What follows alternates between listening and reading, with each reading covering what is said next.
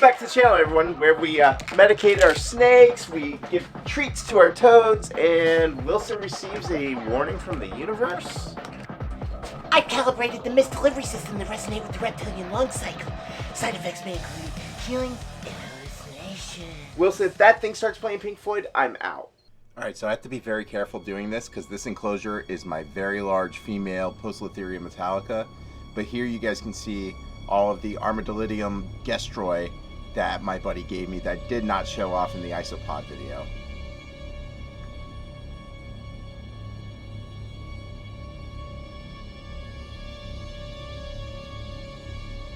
Meet the smooth-sided toads. Native to South America, they're chunky, moist, and secretly venomous.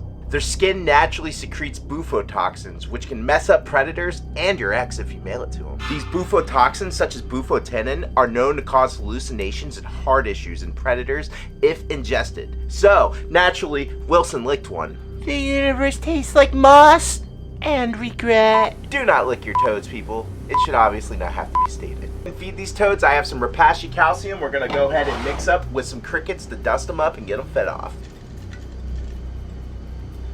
Feeding them is a mixture of watching a nature documentary and summoning an eldritch frog god from a fungal swamp dimension. This is Steve, and today he's joining the food chain in style. Here, buddy, can I gift you an offering? Yes. Yes! Here's your crickets. These guys go crazy for crickets.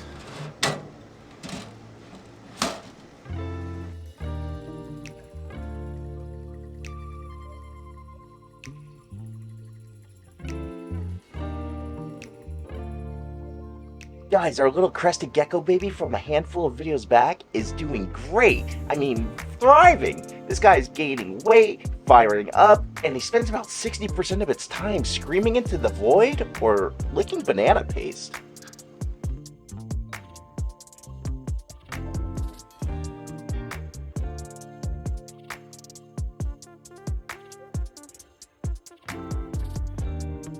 Alright guys, so while I have the little Cresty out, I'm going to go ahead and clean his cage. It's been getting kind of rough, he needs it.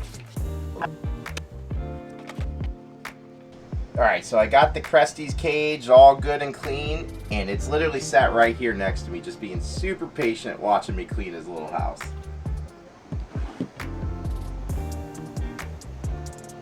Here's our super cute little freaking crested gecko. And you got a nice clean house now. There you go. I'm telling you, this gecko knows something. Possibly the end times. This is Gary. Gary's destiny is to become snake fuel. Alright guys, our first contestant is our super asphalt male. There you go, pal. Pumpkin, what are you doing upside down? This is Pumpkin, our Brazilian rainbow boa. She's a calico het Eugene stripe. Woo! She almost got me!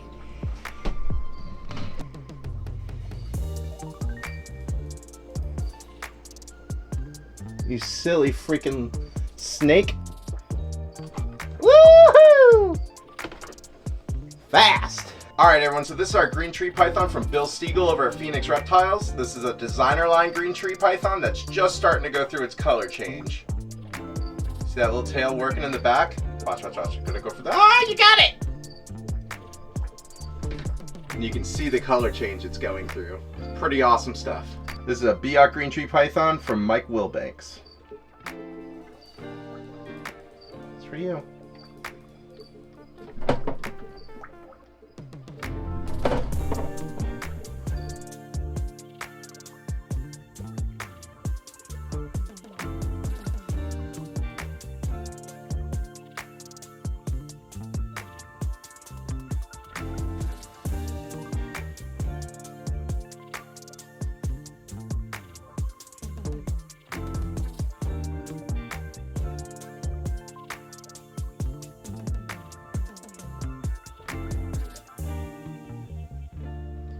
Alright guys, so here is my designer line green tree python girl.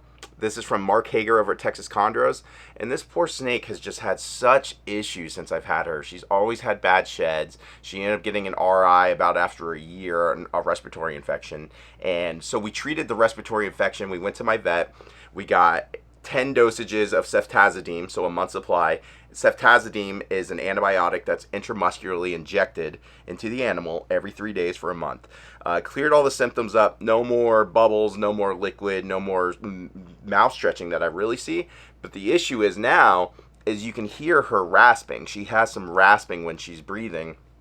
And after talking to my friends Bill and Kat, their vet who came over was talking to me about it. He suggested running F10 concentrate, diluted down 4 milliliters of F10 to a liter of water, diluting it like that, and then running it through a nebulizer twice a day for about 20 to 30 minutes each time for 10 days. So we're currently doing that. We're on day 2. She's about to go ahead and get her nebulization treatment now. We're going to go ahead and run that. But yeah, guys, it's a real bummer. The snake's amazing. This is my only green tree python that I can handle like this, guys. Like, I have the baby from Bill Stiegel. I could totally pull him out too, and he'd be fine. But like my Biak, no. But this girl, she's just so sweet. I love this snake. Like, out of all my green tree pythons, this is my favorite green tree python. Simply not because she's a beautiful designer, blue line, all calico, all that stuff. But it's just simply because she's such an amazing snake I can sit here and handle, guys. Like, none of my green tree pythons. Like, I have ball pythons I can't even do this with, guys. They'd light me up. So being able to have a snake, a green tree python that I can pull out and handle, it's almost like this girl knows I'm trying to help her. And she's been able to, like, sense that I'm literally trying to help her. So let's go ahead and run her nebulization now, guys. I'm running one final frequency sweep. If anyone at home hears frogs whispering stock tips, please ignore them. Alright everybody, so we cleaned my crested gecko, we helped my green tree python breathe better, and I survived the gaze of a toad that likely lowered my credit score even more. Thank you so much for tuning in, everyone. Don't forget to like, comment, and subscribe, especially if you've ever needed a cricket, a syringe, and a fog machine all in the same 30 minutes. Alright everyone, thank you. Catch you on the next one.